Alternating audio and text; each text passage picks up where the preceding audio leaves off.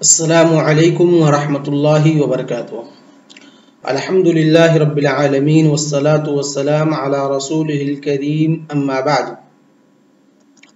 وعن سلمان رضی اللہ تعالی عنہ قال نهانا یعنی رسول اللہ صلی اللہ علیہ وسلم ان نستقبل القبلة لغائط او بول او ان نستنجی بالیمین او ان نستنجی باقل من 3 احجار او ان نستنجی برجیء او بعظم، رواہ مسلم۔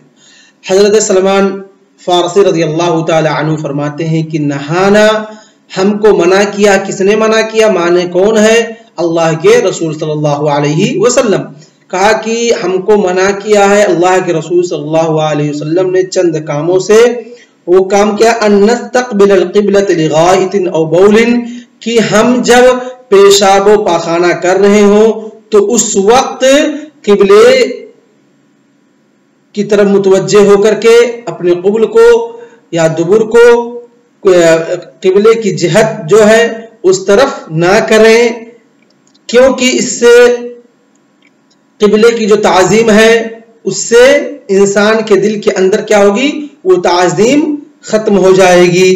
اور جیسا کہ استقبال قبلہ اور استدبار قبلہ جائز ہے کہ نہیں جائز ہے، اس کے تعلق سے ہم نے کل کی بحث میں علماء کے اقوال، جو چاروں اقوال ہیں اور راجح کیا ہے، دلیل کیا ہے، کیسے جواب دیں گے دوسرے قول کا اور دیگر قول کا، ان تمام چیزوں کا دراسہ مفصل طور پر کر کے درس کے اندر ہم نے کیا۔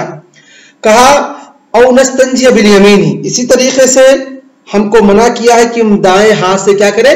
استنجا کریں، کیونکہ دائیں ہاتھ جو ہے وہ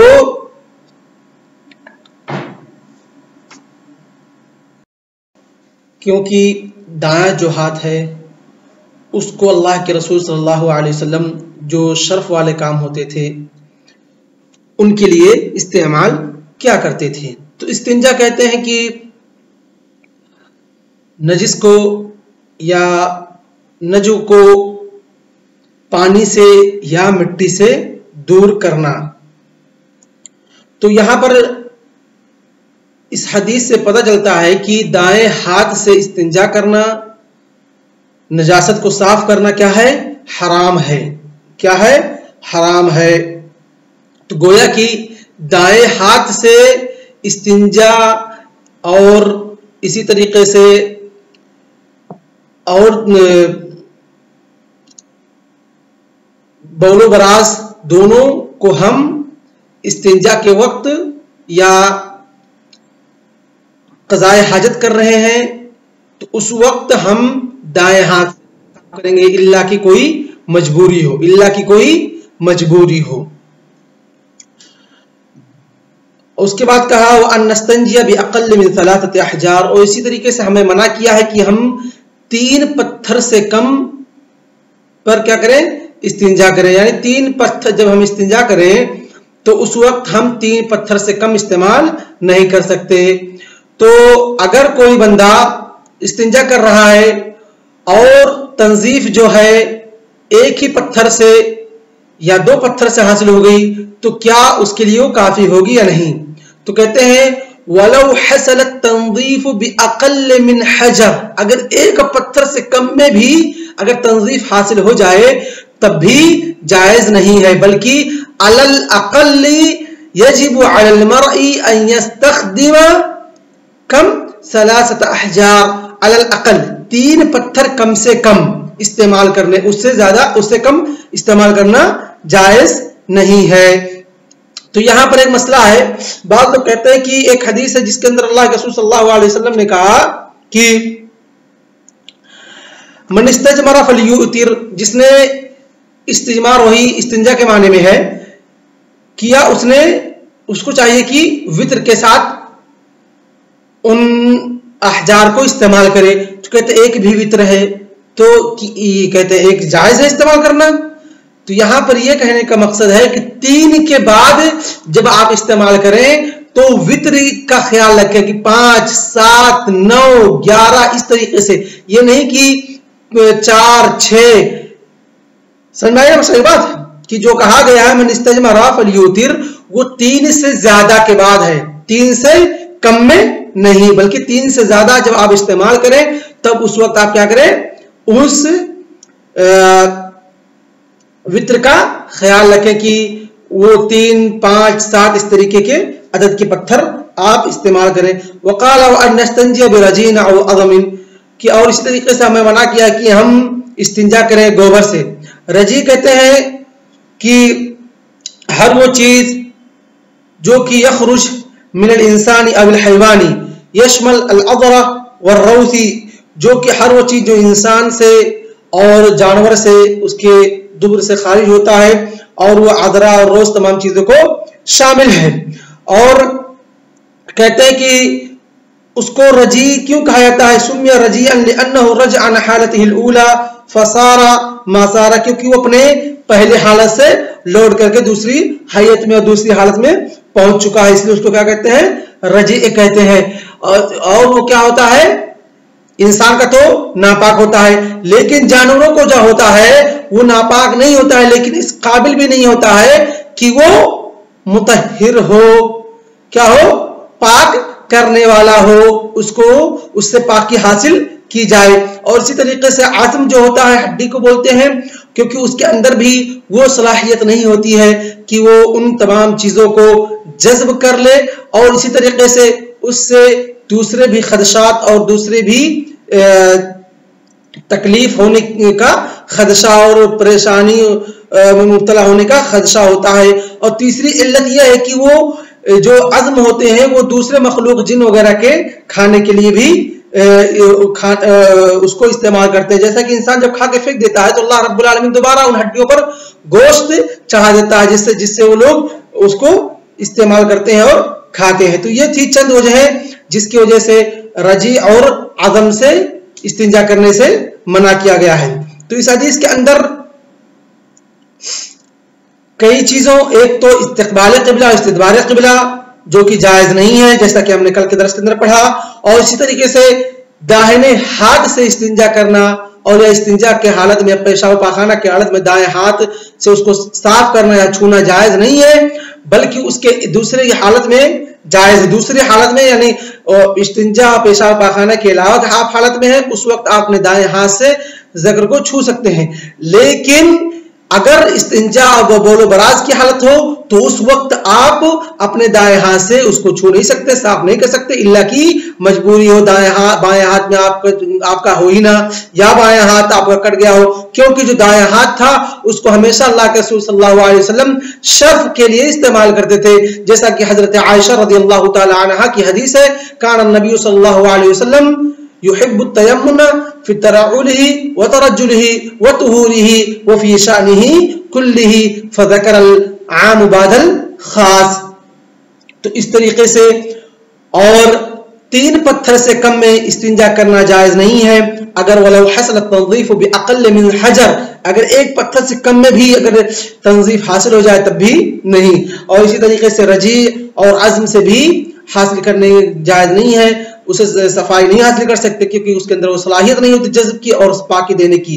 وہ پاک جیسے جانوروں کا جو ہوتا ہے وہ پاک تو ہوتا ہے لیکن وہ مطہر نہیں ہوتا ہے۔ اس کے بعد کہا وعن انس قال كان رسول الله صلی اللہ علیہ وسلم اذا دخل الخلاء اللهم اني اعوذ بك من الخبث والخبائث متفق علیہ۔ حضرت انس رضی اللہ تعالیٰ عنہ فرماتے ہیں کہ اللہ کے رسول صلی اللہ علیہ وسلم جب بھی خلا بیت الخلاء کے اندر پیشاب و پیخانہ کے لیے قضاء حاجت کے لیے موضع حاجت میں داخل ہوتے تھے تو اللہ کے رسول صلی اللہ علیہ وسلم کیا کرتے تھے، یہ دعا پڑھتے تھے۔ تو جیسے انسان اگر کنف بیت الخلاء بنا ہوا وہاں پہ داخل ہونے کو پڑھے گا، لیکن اگر میدان میں کہیں اور جگہ ہے تب کب پڑھے گا، قبل رفعه الثوب، قبل رفعه الثوب، اپنے کپڑے کو اوپر اٹھانے اور اس کو نیچے کرنے سے پہلے، یعنی کپڑا اوپر نیچے کرنے جا رہا ہے اس وقت دعا پڑھ کے بیٹھے گا۔ لیکن اگر بیت الخلاء میں جا رہا ہے، ٹوائلٹ میں داخل ہو رہا ہے تو اس وقت وہ داخل ہونے سے پہلے پڑھے گا۔ اور کیا دعا پڑھے گا، اللہم انی اعوذ بک من الخبث والخبائث، اے اللہ رب العالمین میں تیرا پناہ چاہتا ہوں کس سے، خبث سے۔ خبث کہتے ہیں کہ المؤذی من الجن والانس، ہر وہ چیز جو آپ کو تکلیف پہنچانے والی ہو، من الجن والشیاطین، شیاطین اور جن میں سے جو بھی آپ کو جو بھی تکلیف پہنچانے والی مخلوقات ہیں ان تمام مخلوقات سے میں تیری پناہ چاہتا ہوں. اور اسی طریقے سے خبائث، اور خبائث خبیثہ کی جمع ہے جو کہ والمراد ذکور الشیاطین و اناثہم، جو شیاطین کے مذکر و مؤنث ہیں یہ اس سے مراد ہے کہ ان تمام لوگوں سے، کیونکہ یہ گندگی کی جگہیں ہیں جو ان کے گھر ہوتے ہیں، اکثر وہ لوگ اسی میں رہتے ہیں، تو اس وجہ سے داخل ہونے سے پہلے اللہ رب العالمین کی پناہ طلب کر لینا بہتر ہے. وعن ابن عباس رضی اللہ تعالی عنہ قال مر النبي صلی اللہ علیہ وسلم بقبرین فقال انہما لیعذبان وما يعذبان في كبير اما احدهما فكان لا يستتر من البول وفي رواية لمسلم لا يستنزه من البول واما الاخر فكان يمشي بالنميمة ثم اخذ جريدة رطبة فشقها بنصفين ثم غرز في كل قبر واحدة. قالوا يا رسول الله لما صنعت هذا؟ فقال لعله ان يخفف عنهما ما لم يبسا. متفق علیہ. حضرت عبداللہ بن عباس رضی اللہ تعالیٰ عنہ فرماتے ہیں کہ اللہ کے رسول صلی اللہ علیہ وسلم کا گزر دو قبروں کے پاس ہوا. اللہ کے رسول صلی اللہ علیہ وسلم نے فرمایا انہما لیعذبان، کہ یہ دونوں عذاب دیے جا رہے ہیں، ان دونوں کو عذاب ہو رہا ہے ان کے قبروں کے اندر. اللہ رب العالمین مسلسل عذاب لگاتار عذاب دے رہا ہے. وما يعذبان في كبير، اور ان دونوں کو بہت بڑے معاملے بہت بڑے چیز کی وجہ سے عذاب نہیں دی جا رہی ہے.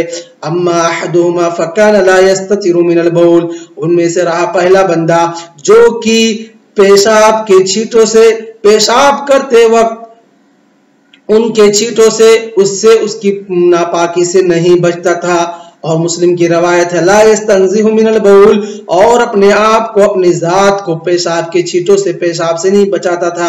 واما الاخر فکان یمشی بالنمیمہ، اور دوسرا جو ہے وہ نمیمہ کرتا تھا، چغل خوری کرتا تھا. نمیمہ کہتے ہیں نقل قول الغیر الی الاخر لغرض الفساد، کی کسی کی بات کسی دوسرے تک پہنچانا فساد کی وجہ سے، تاکہ دونوں کے درمیان کیا ہو؟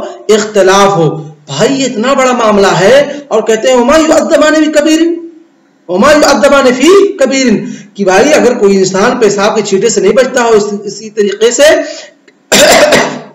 کہتے ہیں کہ نمیمہ جو چغل خوری کرتا تھا، ان دونوں عمل کو اللہ کے رسول صلی اللہ علیہ وسلم بڑا نہیں کہا ہے، جبکہ نمیمہ کے بارے میں کہا جاتا ہے کہ جو چغل خور ہوتا ہے ان النمام یفسد فی ساعت ولحظت ما لا یفسد الساحر فی سنت، کہ یہ جو نمام ہوتا ہے چغل خور ہوتا ہے یہ ایک پل ایک لمحے کے اندر اتنا بڑا فساد برپا کر دیتا ہے جتنا ایک جادوگر سال بھر کے اندر نہیں کر سکتا ہے.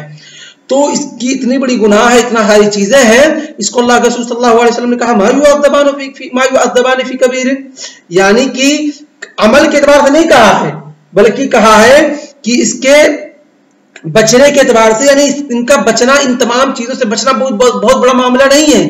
انسان بآسانی پیشاب کے چھینٹے سے اور اس سے بچ سکتا ہے لیکن وہ بچتا نہیں ہے. تو یہ جو مفہوم وما يعذبان فی کبیر، کہ ان کو عذاب نہیں دی، یہ دونوں عذاب نہیں دیے جا رہے ہیں بہت بڑے معاملے کے اندر، کہ اس کا مطلب یہ ہے کہ یہ بہت بڑی چیز نہیں کہ اس سے بچا نہیں جا سکتا ہے بلکہ ان سے بچا جا سکتا ہے. یہ آسان معاملے ہیں، ان سے ہر کوئی انسان اگر کوشش کرے، ادنا کوشش کرے تو پیشاب کے چھینٹوں سے بچ سکتا ہے. اور اسی طریقے سے کیا ضرورت ہے اس کو دوسرے کی بات سن کے دوسرے تک پہنچانے کی، یعنی بہت بڑی چیزیں نہیں ہے کہ انسان ان سے دور اپنے آپ کو نہیں رکھ سکتا ہے. اس کے بعد کہا ثم اخذ جریدۃ رطبہ، پھر اللہ کے رسول صلی اللہ علیہ وسلم نے کھجور کی ایک تر ہری بھری ٹہنی کو توڑا، فشقها بنصفین، اور اس کو اللہ کے رسول صلی اللہ علیہ وسلم نے دو ٹکڑے کے اندر کیا. ثم غرض فی کل قبر واحدہ، اور اس کے بعد ہر قبر کے اندر ایک ایک ٹہنی کو جو دو کیے تھے ایک ایک کو گاڑ دیا. قالوا یا رسول اللہ لما صنعت هذا، پھر کہا اللہ کے رسول صلی اللہ علیہ وسلم آپ نے اس کو کیوں کیا ہے؟ فقال لعله ان يخفف عنهما، تو کہا اس لیے کہ ہو سکتا ہے ان دونوں کے عذاب کے اندر کچھ تخفیف کر دی جائے، معلوم یبسا، جب تک کہ یہ دونوں ٹہنیاں سوکھ نہ جائیں، یعنی جب تک کہ دونوں ٹہنیاں ہری بھری رہیں گی اللہ رب العالمین ان کے عذاب کو کچھ کم کر سکتا ہے، اللہ رب العالمین ان کے عذاب کو کم کر سکتا ہے۔ تو یہ ہے عذاب جس کو مصنف رحمہ اللہ نے اس حدیث کو اس باب کے اندر، باب و آداب الخلا کے اندر ذکر کیا ہے کہ لوگوں جب قضاء حاجت کے لیے جاؤ آپ تو پیشاب و پاخانہ کے چھینٹوں سے، پیشاب کے چھینٹوں سے اور اسی طریقے سے گندگی سے بچو، کیونکہ اگر آپ گندگی سے نہیں بچیں گے تو اللہ رب العالمین اسی طریقے سے جیسے اس حدیث کے اندر ہے کہ لوگوں کو ان کے پیشاب کے چھینٹوں سے نہ بچنے کی وجہ سے، جو کہ بہت بڑا معاملہ نہیں ہے، اس سے نہیں بچے تھے، اللہ رب العالمین ان کو عذاب دے رہا تھا۔ تو کہیں ایسا نہ ہو کہ ہم لوگ بھی اس عذاب کے مستحق اور سزاوار ٹھہریں۔ تو انسان کو چاہیے کہ جب بول و براز جائے تو ان تمام چیزوں سے بچے۔ تو آج کا درس ہم اسی پر اکتفا کرتے ہیں۔ وصلی اللہ علی نبینا محمد وعلی آلہ وصحبہ اجمعین۔ السلام علیکم ورحمۃ اللہ وبرکاتہ۔